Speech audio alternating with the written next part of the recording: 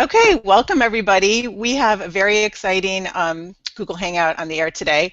I'm very excited to announce Guy Kawasaki and Peg Fitzpatrick, the authors of our book, The Art of Social Media, are here with us today. Two greats in the industry. Hi Guy, hi Pat, Peg. Hi, Lisa. Hi. Peggy, sorry. That's okay. You got Fitzpatrick right. You could, I guess I have a Fitzpatrick, 50-50 yep. shot with my name. So thank you so much. So we're coming from all different parts of the United States today, and we're talking to the future social media managers of the world, University of Florida juniors and seniors who are studying social media management. They're in the College of Journalism, and we'd love to just hear your, share some of your words of wisdom with us. And I'm going to just get right into it and say, okay, what made you write The Art of Social Media? Peggy. Okay. No, I'm saying no. That was my answer. I wasn't right. telling you to speak. The question was, what made you write the book? And Peggy's. I did make him write the book, and then later I have my idea for my next one, guys. So since you were so open to this one, that is true. I actually did make Guy write the book, but the reason that we wrote the book together is because we both love social media. And we get asked a lot how we do what we do. How do you do all the things that you do? Because there's a lot of information out there. There's so many blogs. There's so many books. At first, Guy was like, I don't want to write a social media book. There's so many out there. And it's true, there really are. But what Guy and I do is different than what other people do. We aren't spending all of our time measuring everything with metrics or,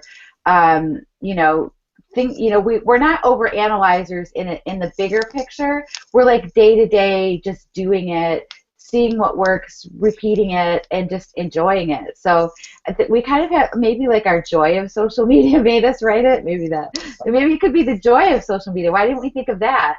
Really? Or everything you wanted to know about social media but was afraid to ask. Somebody probably already wrote that. Well, what I love about it is, and Guy, this is very much like your previous books, is that it's right down to the brass tacks of what you need to know right now. You just cut straight to the chase and get down to business, and that's why I picked this book for the class, because you cut through all the fluff. We're not into fluff. No.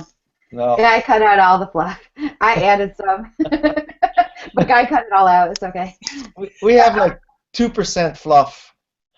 Nah, there's not even 2%. How long did the book take you to write? Oh, about 8 years. No, it didn't take us 8 years. Well, we started on social media 8 years ago, so it took 8 years. So. Right. It's all of our stuff wrapped up. So if you want to do experience and Guy's writing expertise, which is a whole other level of it. And then it's 30 years. Yes, 30 years total. But total time to write the book was actually much shorter than that, because I followed the guidelines in Guy's previous book, ACE, Author, Publisher, Entrepreneur, and I used the template in the book to start it as an outline, and then I opened it up and I was like, wow, and I just started writing.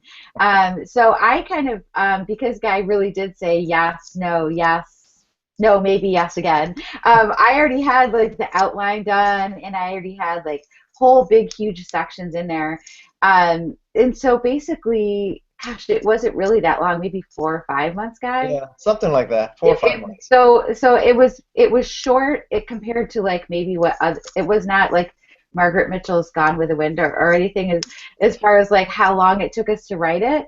And we're both super on task, and we were Guy would write and then he would send it back to me, and we would just keep going back and forth, which is a great thing that you can do in this modern world with Dropbox and Microsoft Word and all those super cool tools, and being on different time zones. I would be doing stuff later at night, and then Guy would get it in the morning. So like it was a really interesting and fun process, I thought. Didn't you, Guy?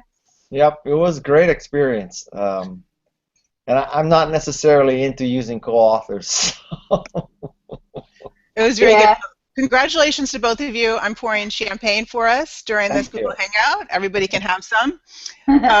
Okay, so the first question I have, getting right into the social media part of it. So Guy, you were and you are an evangelist. You were the evangelist for Apple, now for Mhm. Canva, which I happen to love, love, love. So, what does it mean to be an evangelist, and how does that tie into Yeah. social media? So evangelism comes from Greek words meaning to bring the good news or spread the good news. So with Macintosh, I was spreading the good news of Macintosh, how it's, yeah, a better way of doing computers with a graphical user interface. With Canva, I'm spreading the good news of Canva, how it's democratizing design. And so I'm an evangelist for social media also because I think social media is good news. It improves people's lives, particularly marketers, because social media is fast and free and ubiquitous. And how can so you're an official evangelist for Canva and for Apple. So what about the unofficial evangelist? How can you use social media to create this evangelism for your brand, whether it's a personal brand or Sure. small or large size brand? Well, evangelism is all about, outward focus, informing people, entertaining people, helping them, creating value, all that. And so, prior to social media, I guess you had email, you had a fax machine, but now with social media, there's so many platforms to use, and this hangout on air, 10 years ago, we would not be hanging out on air. You'd be waiting for a time where Peg and I flew to Florida and we did a video recording, right? And the odds of the three of us being in the same city at the same time is basically zero. So this is a very good example of how social media and the technology has changed evangelism. Definitely. And Peggy, what do you think? So you named your book The Art of Social Media. Is there more art or science when it comes to social media? That's a good question. And the working title was actually The Art and Science of Social Media. But as I kind of indicated, and since you guys are already reading the book, we're not big on metrics, but we do test things all the time. So for us, that's kind of like the social media lab science part of it, is the testing and experimenting. So I think it's actually both. Marketing and social media, it's not cut and dry. You can't just say do X, do X, do X. You have to add in little bits of magic and fun, and the more fun you're having when you're doing things, the more fun other people have. Sometimes I'll spend a long time, writing a blog post, doing all this research, making it perfect, doing all these graphics, and then I'll post something, and it will do, fine. And then I'll post, that I made cookies with pictures of the cookies, and that will be more popular. So you can't necessarily manufacture what people are going to like or love. So that's kind of the art and sciences. You're kind of like working a whole bunch of different elements, I feel. And I'm glad you brought up perfect with social media. So how perfect or how not perfect is social media, and do you have to be perfect in social media? I don't think anybody can be No, perfect anywhere. I mean, I no. think that's something that you learn later in life. I think when you're in high school and in college, for sure, you're on this like driven path and you want your life to be perfect. And I can just say, I was thinking about the other day, one of the things about being in your 20s is you worry about so many things that never happen. I was thinking, wow, I've been married for a really, really long time, and I was thinking, wow, you used to worry like, what do I look like when I wake up in the morning? And then eventually you're like, that does not matter. It's just, At, it's, at my age, I'm just happy to wake up in the morning. I know, right? So I think that's something that if you try to make things too perfect, that it actually can make your social media suck. And I will use an example that we found a while ago for this brand that hired an agency to create this perfect content about fancy cheese. And it was like 3 months to compose one tweet. I mean, for goodness sakes, the cheese was bad by then. So is your content. Don't overthink things. I think when things get overthought, that it kind of takes the fun out of it. I think you should, be perfect in your spelling, in your grammar, and not use text slang in your social media marketing messages, because it is professional. It's a different language. But I don't think things have to be perfect. Sometimes I just create something on the fly, and honestly, if I went back and looked, those are probably some of the most popular things I've done. Or if Guy and I are like goofing around or just tweeting something funny, people like that the most. And so overthinking it can ruin it. in my opinion. And so social media is human. And can you share some mistakes that you've made that were just, the human error of social media? Well, I've often done things like I use a bunch of different tools, and let's just say that every tool has its level of uncertainty. So Mhm. I've done things like made a post 3 times identical, 5 minutes apart, right? Which And is did not, wait, did the world stop? yeah, no, the world did not stop, and in fact, I got more traffic on all three. So yeah, that kind of that's like that's the social media equivalent of 3M was trying to make this really strong glue, and they ended up making a really weak glue, and it turned into a post-it pad, right? So I was trying to make this one perfect post of this picture of this car in Toronto, and I didn't know that the thing posted because I never got a confirmation, so I posted it like 3 times, and lo and behold, I got just as many likes and comments and pluses on the same thing 3 times.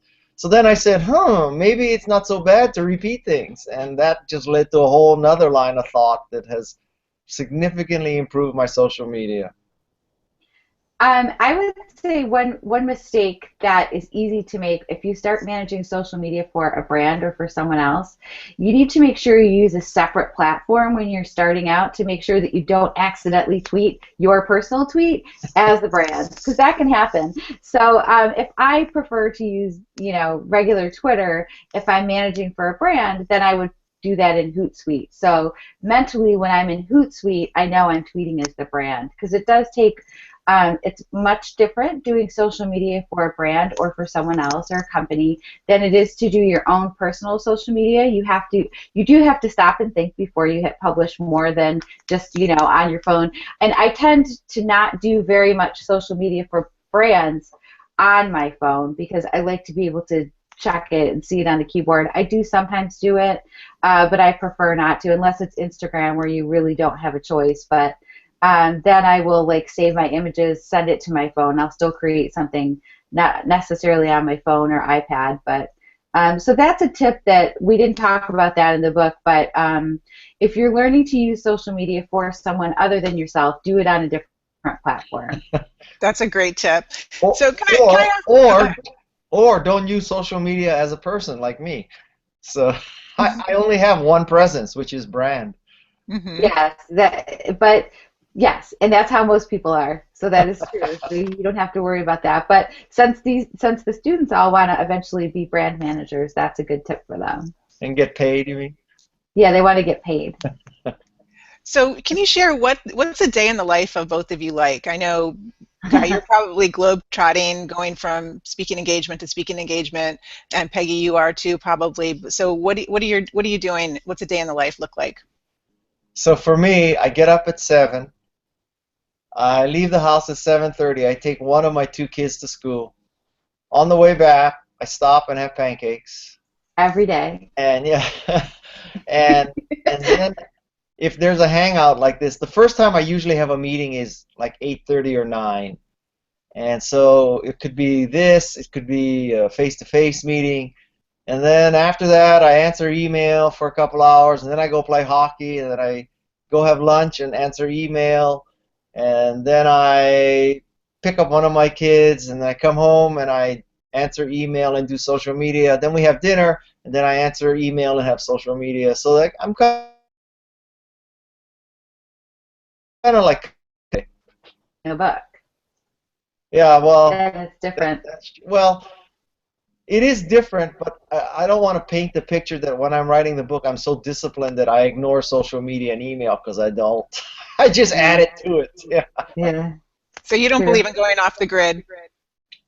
Uh, I'm not off the grid. The only time I'm off the grid is when I'm in an airplane, and I even try to pick flights with wireless. So That's the first thing I ask on every plane. Is there wireless? Yeah. Yeah. And then when it says there's wireless and there's no wireless, for 3 hours, I still try to get it, which really and, never works. and But like now, Lufthansa flying from San Francisco to Europe has wireless the whole way, which really, is yeah, which is life changing. Yeah. that is. It totally is. Peggy, what's a day in the life like for you?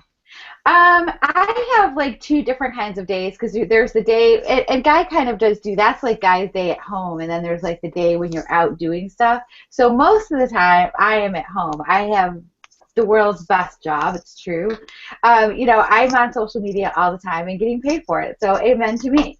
But but that also means that it's like 24/7. So, there's a downside to it. It's a great job, but I am always, because Guy's doing his thing, I'm always doing other things. I'm making sure things are posting properly. I'm checking comments. I'm running communities.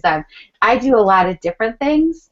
And then I'm a blogger, so I write things. And, Guy and I are doing book publicity right now, so we're doing a ton of webinars and hangouts, and that because that's taking time, that I have to figure out when I'm going to get all the other stuff done. And we had a webinar yesterday that was just off the hook amazing, and people were still tweeting about it like 9-10 hours later. It trended on Twitter. Like, just getting caught up with the tweets and posts, it's like, ooh, like you can't wait for that to happen, but wow, when it does, like every time I go on Twitter now, I have zillions of notifications, and now I'm like, that's just me, that's my stuff, because I do my stuff. Guy has like 10.2 million followers everywhere, and I have like 800,000. So we both, I'm managing, a lot. And it's not like I can wait till the next day or anything to answer some of those things. No. Or acknowledge. It's just not a good idea to wait. If once you get involved in it, I mean, that's the thing. Off the grid is just not a thing for me. I really haven't had time when I've been offline for a really long time. I did go to Italy. I was off a little bit there. Okay. Well, that sounds exciting. Yeah, but then we have other days where, occasionally Guy and I will be at a conference together, and then that's a totally different day because we're meeting people, talking about our book. Those are like a little bit more, fun, glam days, but those are also, then you're still doing social media while you're doing that. So it's, we're kind of like on all the time. Thank you for sharing that. One of my favorite tips in the book, Peggy, that was from you actually, was combining visual with just everyday blog posts, and that's creating a board or creating pins for each one of your blog posts. I love that tip. And can you share anything else? I know you work with big brands like Motorola and Canva and Google, but translate a couple tips that we can do from a personal branding standpoint like that. Okay, so if you have your own personal blog, you want to create a brand presence for yourself. If you look at my little lower third, that little pink P, I put that on all the graphics that I make for my blog. I do, instead of like a clear banner, it has like a pink one that's translucent, transparent. So you want to create a visual brand for yourself. There's a lot of great content out there to help you do that. It seems maybe more complicated than it is, but with a tool like Canva, you can create a visual brand. You just want everything to match. So like that pink color is the color that's on my blog, and I use that same little color code, and I use that to create Facebook headers and Twitter covers, and sometimes on Instagram graphics, I'll put the little thing. So it's kind of, think of maybe you're not going to be Apple per se, but everything that you buy from Apple or see from Apple has the Apple logo on it, and you know that and you recognize it. Or the Coca-Cola logo, which has been exactly the same logo since 1902 or something like that. It's like their logo's like the best deal ever by a company. Who knows what they paid for that, but they haven't changed it. And Pepsi, it changed their logo constantly, and who even knows what theirs looks like today? I don't. I can't even picture it. Actually. Yeah, I can't even either. So creating a visual brand is easy to do. You just, you work with it, you tweak it a little bit, ask people what they think about it, get the right font that fits like your personality, and then just stick with it. And use that. I make little templates for myself in Canva, and I use the same colors. And then people know when they're on Pinterest or Facebook or Twitter, when they see it, that it's from my blog. And hopefully they say, ooh, I can't wait to read that. I liked your last blog post. That's the theory behind good branding. You see the Apple logo and you immediately think, okay, I need that, whatever it is. Thanks to Guy, we're all like, I need that iPad. I don't know if you guys remember the first time you saw the iPad commercial on TV.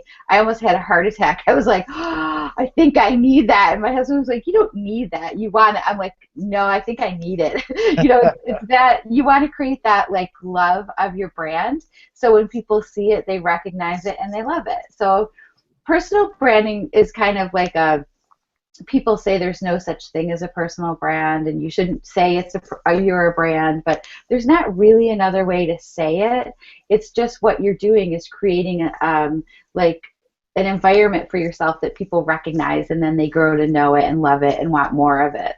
Well, speaking of personal brands, Peg, we should mention that one of the most powerful platforms for personal brands is LinkedIn.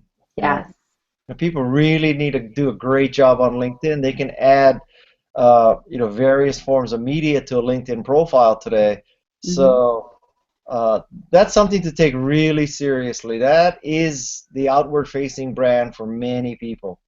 Especially college students, which I think it's gone much younger. Even high school students sometimes now have LinkedIn. But for college students, if you have professors like Lisa who you just love and you learned a lot in her class, get recommendations from your professors to talk about projects that you did. There's a whole section for projects, as a matter of fact, on LinkedIn. Do you talk about this in your class, Lisa? Oh, definitely. And my intern is going to kill me for mentioning this, but she was with me. She started with me last summer. She'd never even heard of LinkedIn, and she was in her second year of college. And this is normal. I mean, that's. Yeah. She never heard of LinkedIn. Is she from New Hampshire or what? No. She knows about LinkedIn now, though, and she's well on board. But it's surprising. It's definitely catching on with the college students, but it's not as mainstream as you would think. And I totally agree that I think LinkedIn is the new black. LinkedIn Blue is the new black for sure. Yep. It is, and getting started while you're in college before you're out and would have to go back and connect to people, get your profile set up now. Do a great professional photo. Again, it doesn't have to be a professional photo shoot, but just make sure it's not, you at a frat party or, something. It's not Facebook. So you definitely don't want it to be like Facebook, but you will have a big head start for job searches if you put your internships on there and your special projects that you worked on. If you do, work with companies, you want to list that on there. So, and if you have a blog, definitely post all your things on your LinkedIn profile. Okay, perfect. That's great advice. Okay, so now moving on to the next guy. I was actually at your fireside chat at SES maybe 5 years ago when you were talking about repeating tweets, and people were like, what? And I totally got it because I'm in public relations. I get it. But the search industry at first was like, what is he talking about? So that was I got ripped for that. I thought it was brilliant. And now it's a best practice. It was in New York. Yeah, in New York.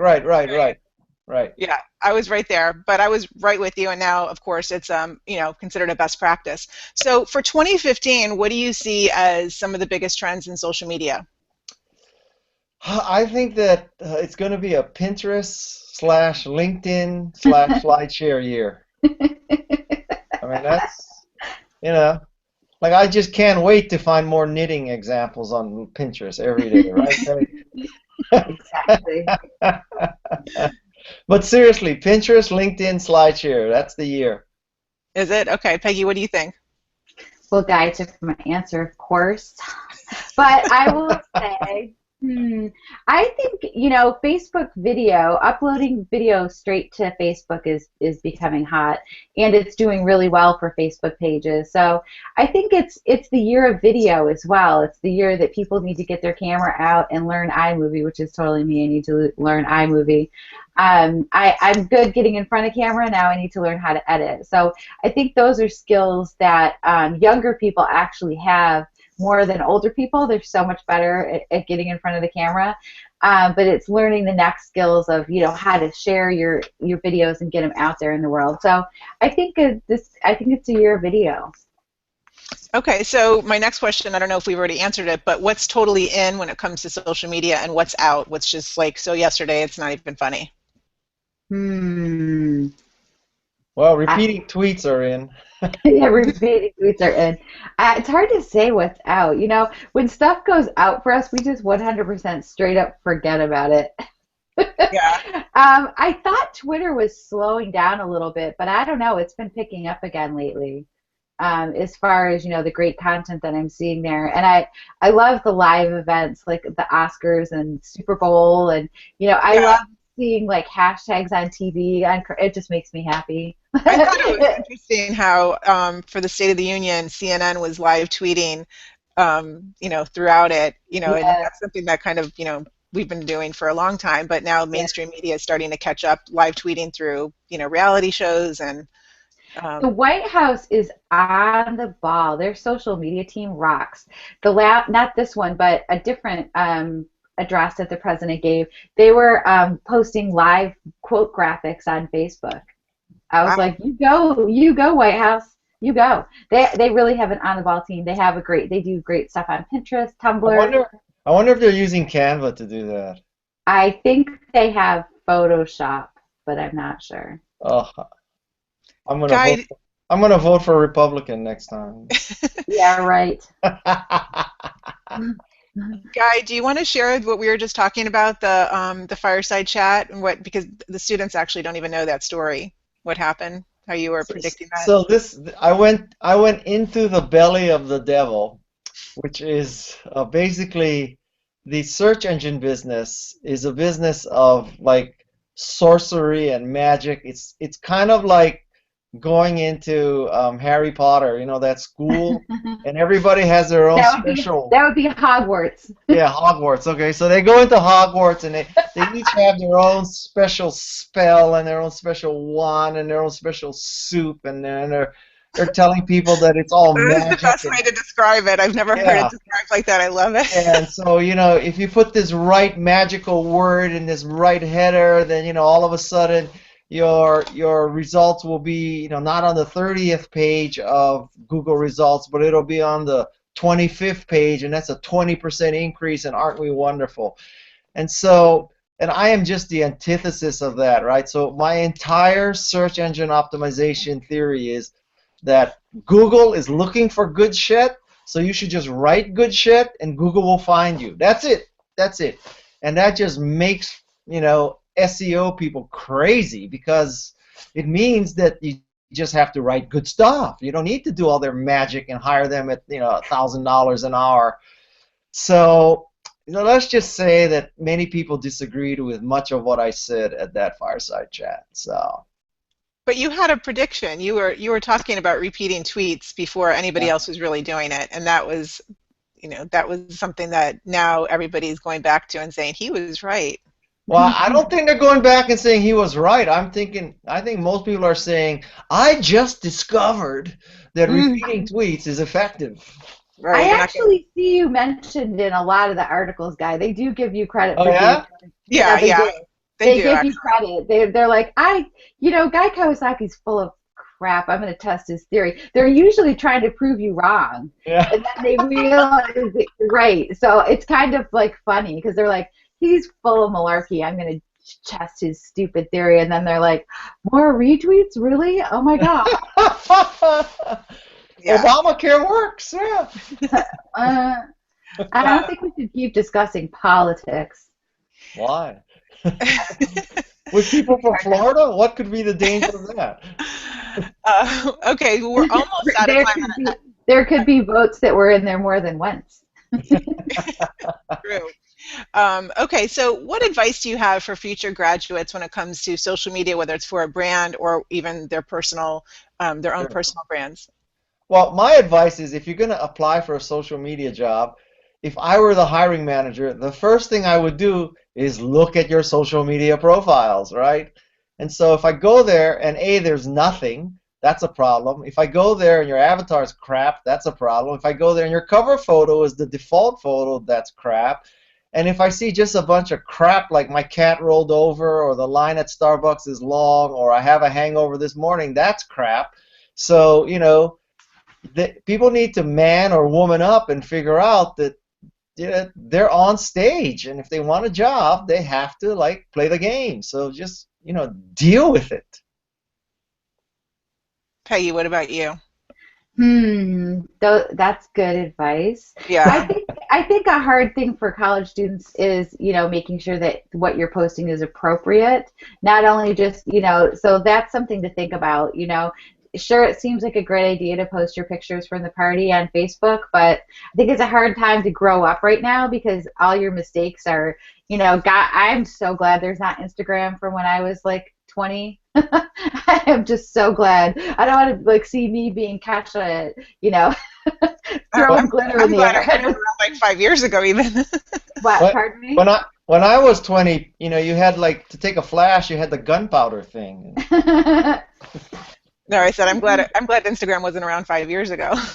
I know. So, there's a lot more to think about for people in college. Yeah. If you're going into media Have, and PR, so have make you sure the things that you're doing now are going to be good reflection for you later. have you noticed that now that we're old, we always are warning kids to not do something stupid, but when we were young, we were doing stupid things. So Yeah, like but I'm glad we there's have, no picture. That's yeah, all. we have selective memory that when we were young, we were studying hard, we were sober all the time, we didn't do drugs, we didn't do sex, we didn't do anything when I was your age, right? And now, Now oh we're just man, sitting here drinking during our I our hangouts at whatever time of day it is, doesn't matter. yeah. Well, besides this incredibly awesome book that we're reading, what other must reads or must follows are there for the students? Uh, I would highly recommend, if I could see it right now on my shelf, I will even pull it out. It's a book called Influence by a guy named Robert Cialdini. I haven't So, read that one yet. wait, let Peg answer and I'll go look for it. I would say follow Gary Vaynerchuk's Ask Gary V. He's doing a great series, and you can like tweet and ask questions to him. That would be a great thing for your students. He can't obviously answer everybody's questions, so he takes questions. He does these great videos and just gets like in your face, and he's very authentic and very funny. Um, let's see, other books I would recommend. Boy, that's so hard. I have a zillion books too. Um, What about follow blogs to follow besides Blog yours? to follow. Social Media Examiner is a great blog. I love their stuff. My friend Rebecca Radice. It's Rebecca. Well, you'll have to look her up, and she's got the funny Rebecca spelling. It's radice.com. I love her blog. Who else's blog do I love? Canva has a design school blog that you can learn how to do Ooh, Canva that's a good design. one. Yeah. And if you're just getting started with designs, Canva's YouTube channel has really great tutorials for people who want to learn how to do things. So, just do some research and find out who's out there writing about what you want to learn. Maximum Social Business is also a good one. They Okay. have a And great this is variety. this is Cialdini's book. That looks. Wait, talk, guys, so it'll show on the screen. Oh, What do you like about it? I love social psychology. I love all the tips he gives on how to influence and persuade people. This is a fantastic book. This should be required reading for startups. Great. I love it. Okay, well, thank you both so much for joining us and hanging out with my class today from University of Florida College of Journalism. And we'll be following you throughout the class and reading your book and really appreciate your time today.